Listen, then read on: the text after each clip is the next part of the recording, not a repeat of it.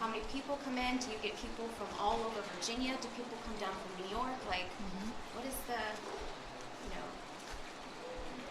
yeah, oh gosh, I'm losing my mind. When people come in, like, tell me all about it. Well, when people visit Lewis Skinner Botanical Garden, it is always just such a joy to listen to what they have to say and to get feedback about what we have here at the garden. We have over 300,000 visitors each year, and we have them come from all over the place, from out of state, from other countries, and we really do care about what they have to say about our garden.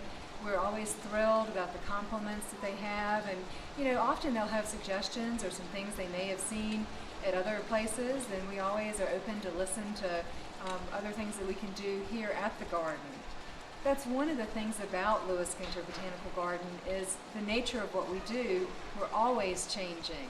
So when you visit, it's never going to be the same way when you come back a second, a third, a fourth time. There's just always something different here. And we really strive to make that even more so with our activities and our events. We're always adding new things to do. We've gone into some different directions lately here at Lewis Skinner Botanical Garden, being more involved in the community.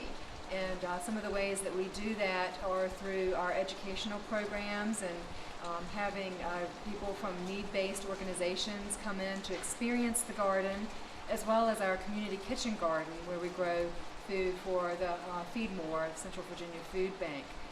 In fact, Lewis Skinner Botanical Garden was recognized in 2011 by the Institute of Museum and Library Services in the White House as one of the top 5 museums in the country. So we really were very honored to receive that award, and we look forward to doing even more work in the community in the future. What are the most popular seasons that you just get floods of people coming in? Well, since Lewis Skinner Botanical Garden, as a garden, has 4 seasons of beauty, there's always something to see and to do here at the garden.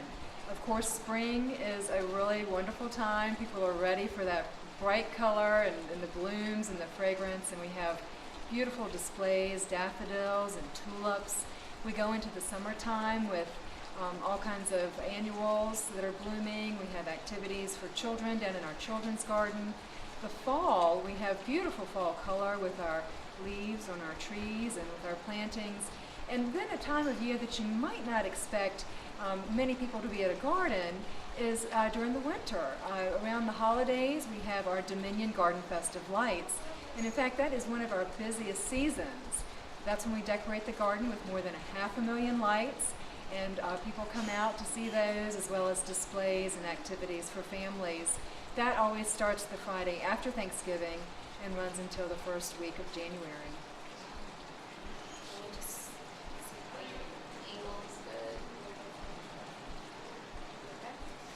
And back to the winter. I mean, I came here, it was absolutely phenomenal. What is phenomenal? What are some of the reactions that you get from your guests that come in? Do they speak to you personally? I mean, how do you feel? Are you excited or? Well, one of the things that we love to do here at Lewis Skinner Botanical Garden is to listen to our visitors, listen to our guests and what they have to say. Our admissions desk and our membership staff are always hearing feedback. Of course, we've got other ways as well through our social media. We have a very active social media program with Facebook and Twitter and Instagram and all of those types of new technology.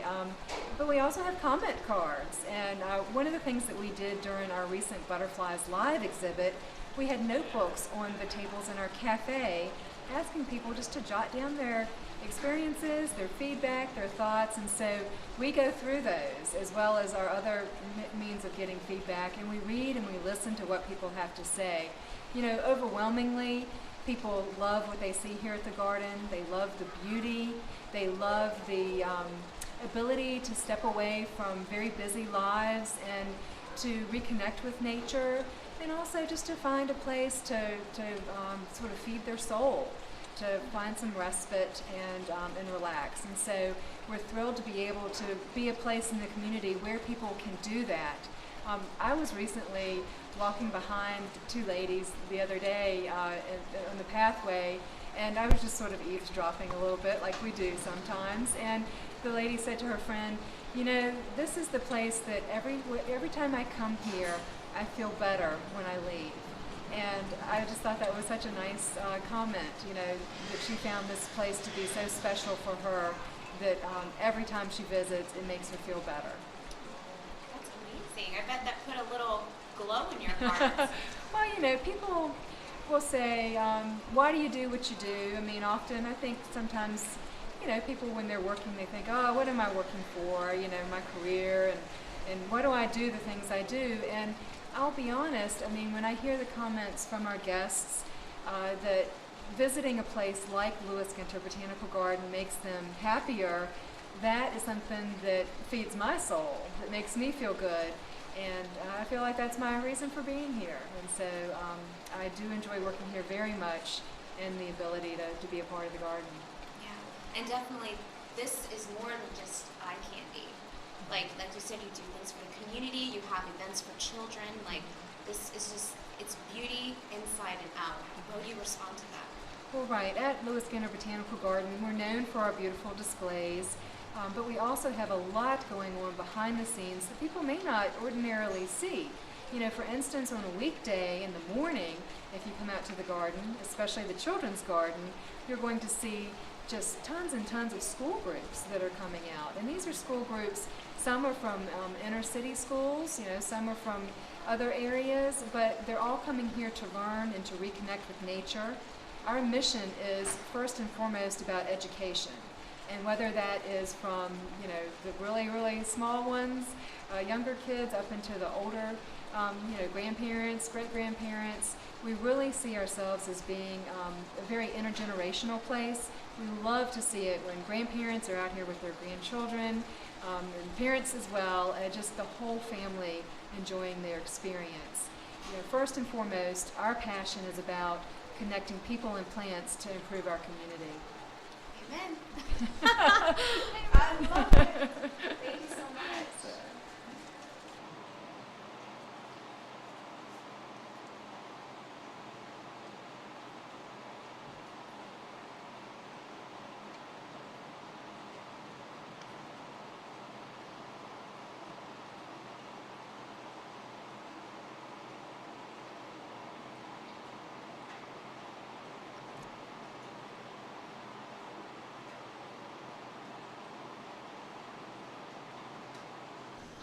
So just talk to me about what it is that you do. First, let's start off with your first and last name and what you do. If you could spell it out for me, please. Albert Brian Vick, Coordinator, Lewis Ginter Botanical Garden, Community Kitchen Garden. And Vick is spelled V-I-C-K? V is in Virginia, I-C-K. Okay. All right, so tell me all that you do. I'm the coordinator for the Lewis Ginter Botanical Community Kitchen Garden, which really means I'm the project manager. What I do is try to determine the needs of Feed More in terms of the produce they'd like to put into their menu planning for their Meals on Wheels program and after-school feeding programs. I determine what it is we're going to try to grow, how much we'll try to grow, and also try to communicate with potential volunteers and organize their efforts to make it happen. So what brought about starting the community kitchen? I've been involved for 2 years out of the past 4 years that the Community Kitchen Garden has been in existence. My understanding is that the idea belongs to Frank Robinson, the chief executive of Lewis Ginter Botanical Garden. He found that we had some space available and we really wanted to broaden our experience in community engagement and making contributions to the broader Richmond community. Therefore, we started working the space, which was a very tough original idea because we started from a parking lot. And we had the involvement of lots of good contractors to help us excavate the space, help us backfill the soil, and make it usable for a vegetable garden. That was 4 years ago. We're now beginning our fifth growing season. Wow. How many pounds of fruit do you guys grow every season? We have set as a goal 10,000 pounds or 5 tons is a way to look at it of produce for Feed More. We actually had been challenged for the past 4 years to reach that level of 10,000 pounds or 5 tons. Last year, well actually not last year, we're now starting the 2013 year, but in 2011 we got the closest at 9,913 pounds. In 2012, we realized 12,600 pounds. So we went to 6 tons last season. However, the weight is really a little misleading. It's not so much about the pounds. Sometimes you look at pounds as a meal equivalent. For example, it may be 1.3 pounds of vegetables can constitute 1 meal equivalent.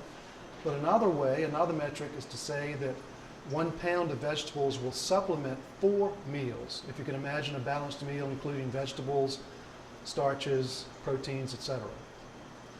Wow, that's interesting. Have you just like gone to the community kitchen yourself and given the food and handed out food to the people? Like, what is your position in all of this? We actually have a very tightly woven process in terms of what we do here, and we are an integrated process with Feed More in that we grow the vegetables, we transport the vegetables to Feed More, we weigh them in for record-keeping purposes, and then we deliver them actually to the community kitchen where the vegetables are prepared as meals. I have not actually participated in the distribution of the meals to the folks, for example, through Meals on Wheels or through the after-school feeding programs. So as far as I've gotten is being in the kitchen where they actually will chop up the vegetables and begin to cook them. So I have seen that part of the process. So do you feel accomplished every single day knowing that you're doing such a wonderful thing for people? I mean, most of these people get canned food and, you know, I mean, you're doing such an amazing thing. How do you feel about that? Natasha, that's absolutely the focal point for all of us that are involved. And by the way, I'm a small cog in the wheel. We had over 150 volunteers help us last summer. We had, I think, around 1,500 volunteer hours involved to make this happen. This has been a mission for me.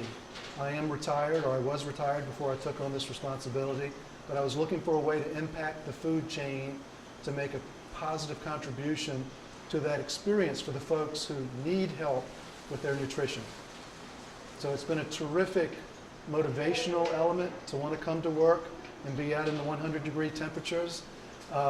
It's just terrific seeing the end product. It's just, I don't really know another way to express the idea of seeing the manifestation or the output of what you're able to do with your labor. Wow, that's amazing. Okay. Thank you.